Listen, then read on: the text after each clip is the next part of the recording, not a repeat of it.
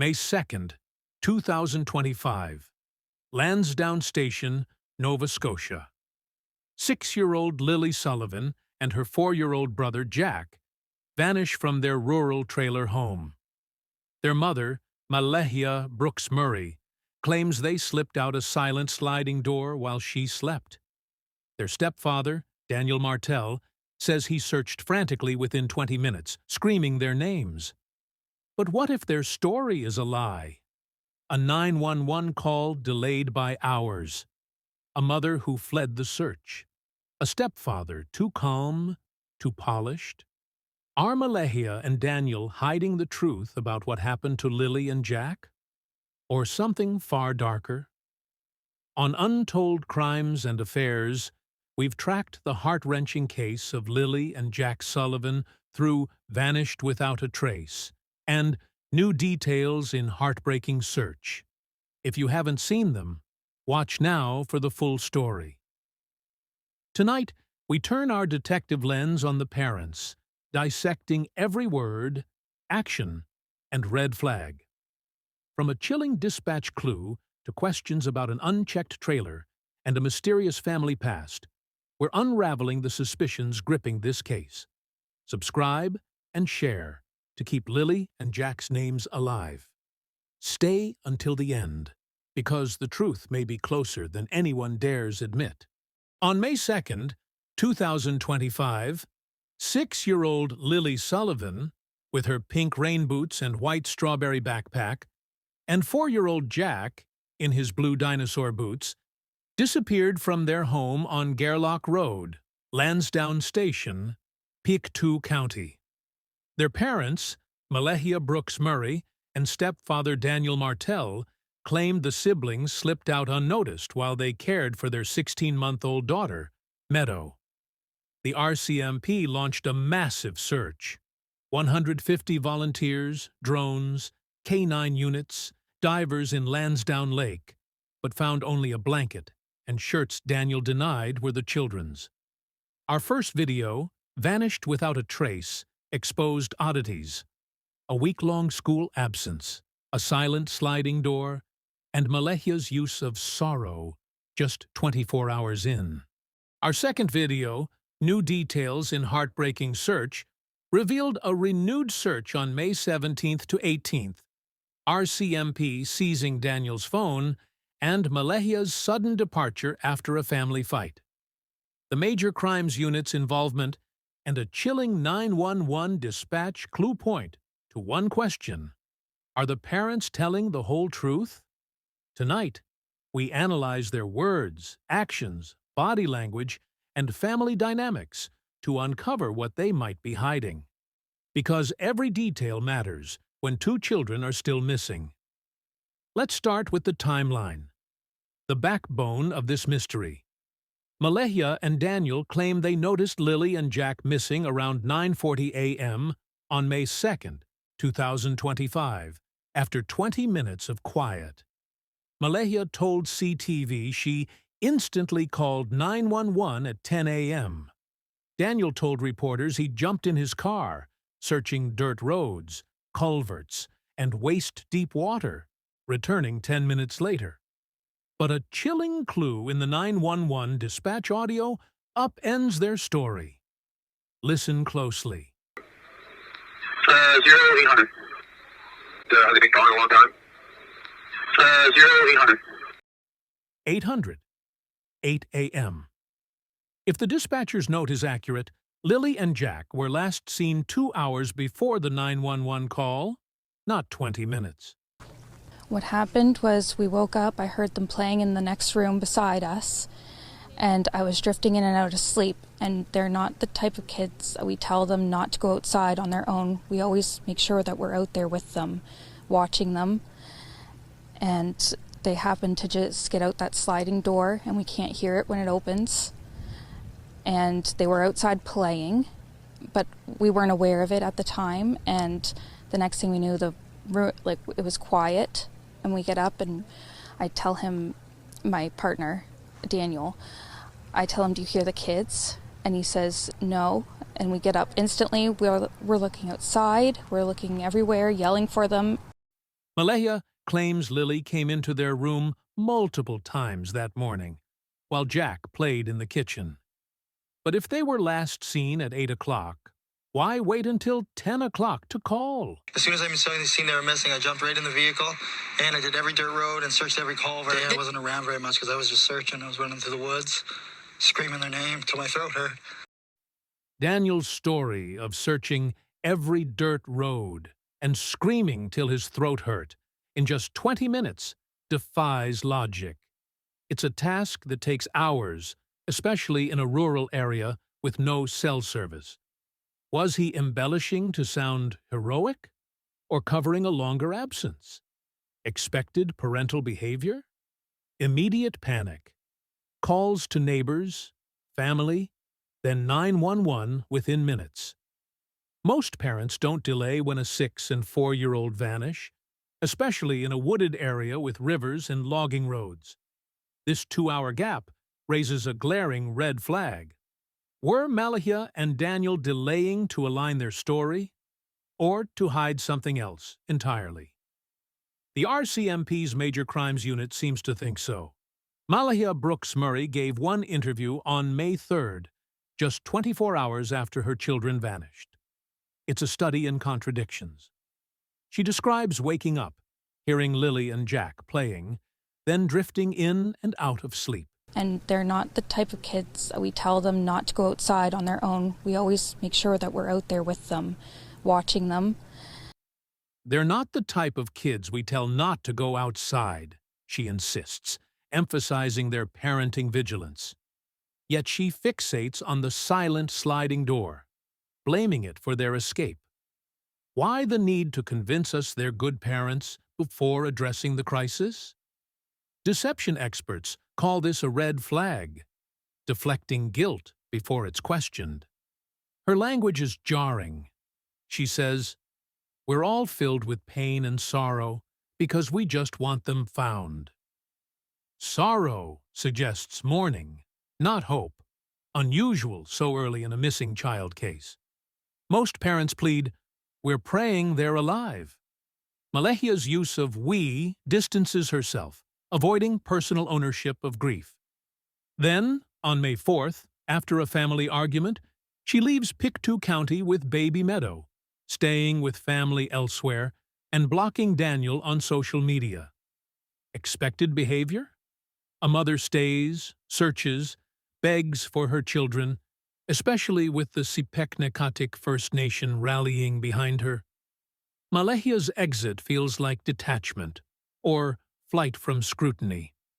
Her focus on the kids' talkativeness, "they'll talk your ear off, speak to anyone in a store," is chilling. Is she implying an abduction, or fearing what they might reveal about their home? We'll dig into that later. But first, let's examine Daniel Martell. Daniel Martell paints a vivid picture. "I jumped in my vehicle, surveyed every dirt road, every culvert, screaming till my throat hurt." He repeats this across interviews, CBC, CTV, National Post, with eerie consistency. Waist-deep water, every culvert, screaming loud as I can. Real memories evolve, with emotional cracks or new details. Daniel's sound rehearsed, like a memorized script. Behavioral analysts flag this rigidity as a deception cue, sticking to a story to avoid contradictions. His actions don't add up. He left the house before police arrived, searching alone without coordinating with neighbors or RCMP. Expected behavior? Parents stay, provide details, guide police to familiar spots. Daniel's absence during the critical first hour feels evasive. His claim that the kids were easy to take and would get in any car for candy shifts blame to their vulnerability, not his supervision. Then there's his public polygraph request, a bold move to prove innocence. He told CBC he asked for it early on, but the RCMP hasn't confirmed it's scheduled. Is it a genuine plea or a calculated distraction? Daniel's past tense language, "Jack loved bugs, Lily loved everything," suggests resignation. as if he knows they're gone. Why speak of them like memories? The RCMP's seizure of his phone on May 8th and his 4-hour interview signal they're looking at him closely. Let's examine their demeanor.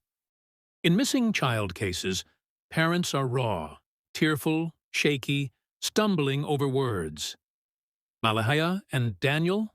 Calm, controlled. Malehya's interview is formal, her voice steady, her hands still. Daniel maintains eye contact, his face unmoving, his clothes pristine despite claims of wading through mud. Behavioral experts note that trauma leaves marks: red eyes, voice cracks, fidgeting. Here, we see polish, not panic. This mismatch screams presentation, not desperation. Malehya's "we" and Daniel's scripted phrases suggest a constructed narrative, possibly coordinated to align their stories.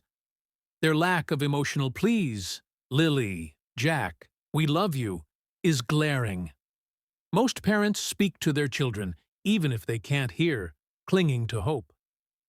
Malehya and Daniel's clinical tone feels like a press conference, not a cry for help.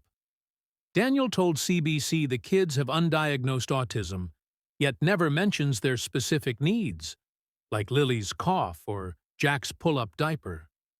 Are they guarding their emotions or their secrets? Malehya's need to justify their parenting, "We always make sure we're out there," hints at guilt over neglect. The unlocked sliding door, the children's week-long absence from Salt Springs Elementary, and her drifting in and out of sleep suggest lax supervision. Daniel told CBC the kids were home Thursday and Friday due to Lily's cough, but why both days for both children? Some analysts speculate addiction, noting Malehya's self-focused language. "I don't want to go through another night without them." Where's the concern for Lily and Jack's cold, hunger, or fear in the woods? Malehya's fixation on the kids' talkativeness, "They talk to anyone, speak to anyone in a store," is troubling. She told CTV they're not the type to wander, yet emphasizes their verbal nature. Is she framing an abduction, or worried they'd reveal something about their home life? Were Lily and Jack's chatter a problem? Did their talkativeness interrupt Malehya's sleep, sparking frustration? Or worse? The RCMP's silence on the home environment leaves us questioning. Was neglect the prelude to tragedy? To understand the disappearance of Lily and Jack, we need to look inside their home. Not just the silent sliding door, but the family itself. Who were the people responsible for these children? And what hidden histories might hold clues? The trailer on Gerlach Road, Daniel Martell's childhood home, housed 5. Malehya Brooks Murray, Daniel, 6-year-old Lily, 4-year-old Jack, and their 16-month-old half-sister, Meadow. A tight-knit family, by all accounts, rooted in the Sepeknekatik First Nation. But the dynamics raise questions that deepen the mystery. Lily and Jack's biological father is a shadow in this story. Family statements confirm he has no contact with the children, a detail that sparked viewer curiosity. Who is he? Where is he? The silence is telling. With no evidence tying him to the case, we're left with Malehya and Daniel as the sole caregivers. Their responsibility was absolute. Yet, the unlocked door, the morning they slept in, suggests a lapse. Was this a one-time mistake? Or a pattern of neglect? Then there's Daniel Martell. Public questions swirl about his past. Specifically, rumors he has 2 other children from a previous relationship. Our research finds no confirmation of this in official reports. No children beyond Lily, Jack, and Meadow are mentioned living in the home. But the rumor itself is revealing. It shows a public desperate for answers, scrutinizing Daniel's every word and action. His claim of searching waist-deep water and his polygraph request paint him as cooperative. But why the need to prove himself? Is Daniel's past a blank slate, or a locked door we haven't opened? The trailer home's isolation, no cell service, dense woods, amplifies these questions. Malehya and Daniel describe a morning of casual oversight. Lily wandering in and out, Jack in the kitchen, no locks on the door. Expected parental behavior? Vigilance, especially with young children in a rural area. The presence of baby Meadow, just 16 months old, adds pressure. A toddler demanding attention. Could distraction explain their lapses? Or is the family dynamic hiding a darker truth? Stay with us, because the public's next question might be the key. The public is asking hard questions, and one stands out. Was the trailer on the Sullivan property thoroughly searched? No RCMP reports confirm or deny this, but comments on X and YouTube demand answers. In a rural home with a trailer, it's a logical place to check. Yet the silence is deafening. Expected police protocol?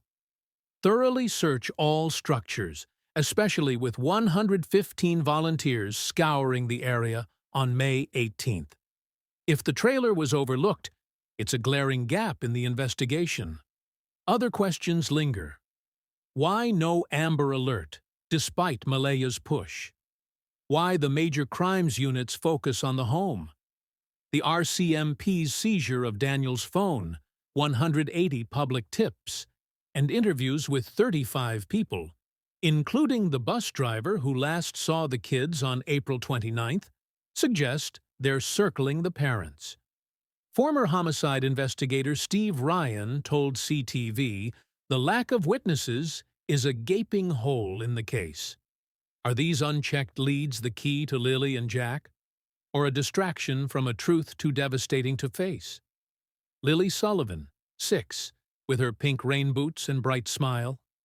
Jack Sullivan, 4, with his dinosaur boots and love for bugs. Missing since May 2nd, 2025, from Lansdowne Station, Nova Scotia. If you know anything, call Pictou County RCMP at 902-485-4333 or Crime Stoppers at 1-800-228-477. Share their flyers on X, TikTok, everywhere. Their faces belong in our feeds. Not forgotten. The Sipeknekatik First Nation, their grandmother Cindy Murray, and all of Nova Scotia are praying for their return. On Untold Crimes and Affairs, we're relentless in our pursuit of the truth. Our next video will dive into any new leads, RCMP updates, or answers about that trailer. Subscribe and hit the bell to join us. The parents' contradictions, the family's hidden corners, the public's unanswered questions. Something isn't right. Are Malehya and Daniel grieving, or guarding a secret that could break this case wide open? Share this video, and let's keep the pressure on for Lily and Jack.